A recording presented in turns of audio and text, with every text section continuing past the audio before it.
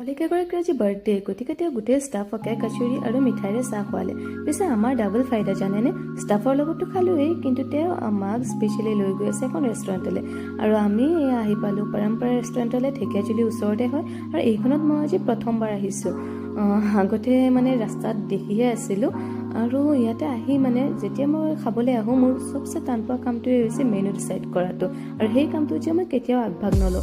আৰু আমাৰ খানা আহি পাই মানে সকলোৱে একাপ কফি খাই ল'লোঁ। আৰু আমি অৰ্ডাৰ কৰিছিলোঁ ফ্ৰাইড ৰাইচ, চিলি চিকেন আৰু চিকেন নোখোৱা দুজনৰ বাবে ৰুটি আৰু পনীৰ। এই পনীৰ খোৱাৰ ভিতৰত বাৰু ময়ো আছিলোঁ দেই।